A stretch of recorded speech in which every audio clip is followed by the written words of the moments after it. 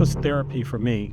Drills aren't going to make you a great fielder, but Why not? yeah, not a whole lot of drills. There's just a lot of ground ball. Hey, I'm Coach Garcia from Carga Baseball, where we help players like you to reach their full potential. I understand the challenges and frustration that come with the game, and my goal is to share my experiences to help shorten the learning curve for you. I'm a former professional baseball player for the Kansas City Royals and San Francisco Giants. I currently coach in high school and travel baseball. And in this video, I'm gonna break down a recent video shared by the St. Louis Cardinals, where Ozzie Smith and Nolan Arenado shared their secret that helped him out to become an elite defender in the infield. Okay, let's jump in. Enjoying the process. There's no doubt that fielding is a natural talent for Ozzie Smith and Nolan Arenado, but during their career, they continuously work on their skills, enjoying the process and treating it as a form of therapy. Personally, in my professional career, fielding ground balls in the middle of the practice was a way to eliminate distraction that I had off the field. For a professional player, enjoying the process of going out to the field and start working on their defense is often seen as a form of therapy. It helps the player to reduce stress, build confidence and experience on a specific play, and visualize the same situation during an important game. This helps players to create muscle memory and allows the player to react accordingly based on the task at hand. But to be honest with you, I love taking ground balls, man. I love the process of it. I love going out on the field and working on it. I don't look at it as a chore or something that I got to do just to say I did it. I actually enjoy coming out here and working on my fielding. Well, I tell you, for me, as I talked to you about a minute ago, this was therapy for me.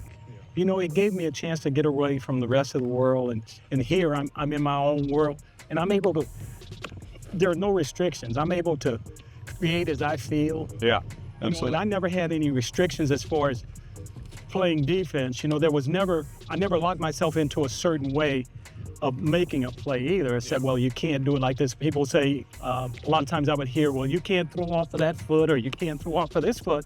And I said, well, why not? Yeah. If you can still make the play right. Maintaining rhythm. Just check out the way how Ozzie and Nolan discuss the importance of staying in motion and maintaining rhythm to enhance fielding effectiveness. You remember in physics how we talked about what's in motion stays in motion? Yeah.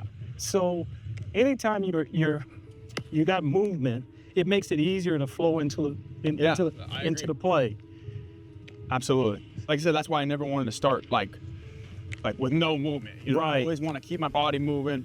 I always want to I just feel like that helps my first step. Yeah, you know what? My rhythm. Yeah, a lot of times when people talk to me about playing defense, they think that I've got this big philosophy, and they're looking for a whole lot of stuff. And I said, no, it's real simple.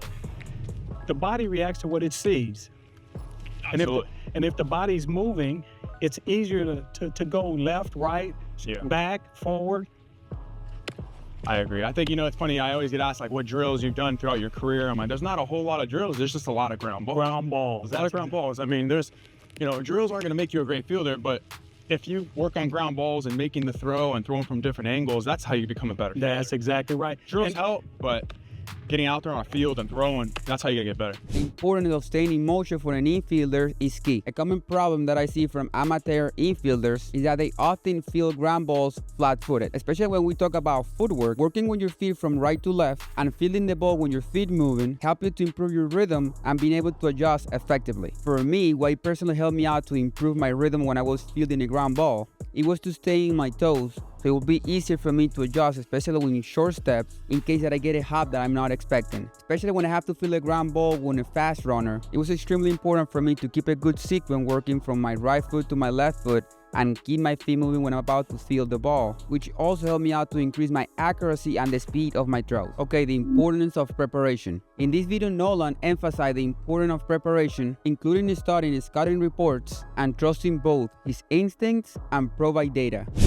Can you sit down and look at scouting reports and things like that from a defensive standpoint? Absolutely. I always try to, do my homework on who I'm facing. I'm fortunate enough to have the experience, but unfortunately I got Stubby and some of the coaches that helped me with where to play. It's a little different nowadays. There's a lot of numbers that they go through and share with me, but I definitely have a feel. I try to go off field too. I try to trust who I am and what I know, but there's definitely a numbers aspect that we have to trust also.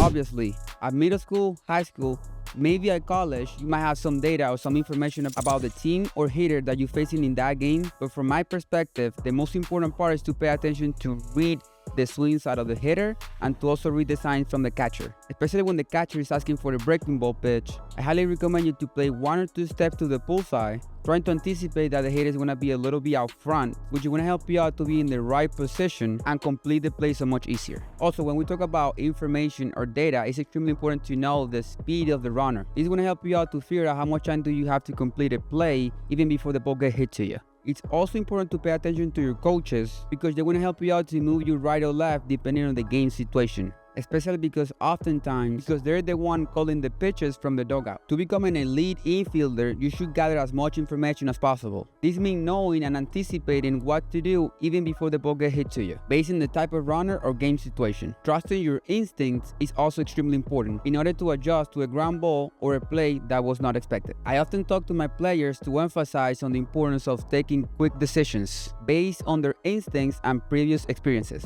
There's not much time to decide in the middle of a play. So it's crucial to trust your instincts and then discuss with your coach if things didn't go as expected. It's common to see players freezing in the middle of a play, overthinking or not trusting their instincts, and obviously playing afraid to make errors. Once again, thank you for watching. Subscribe to my channel now for exclusive content, tips, and tutorials to level up your game. And if you're interested in improving your hitting skills, check out my latest video about Bryce Harper hitting secrets. I'll see you there.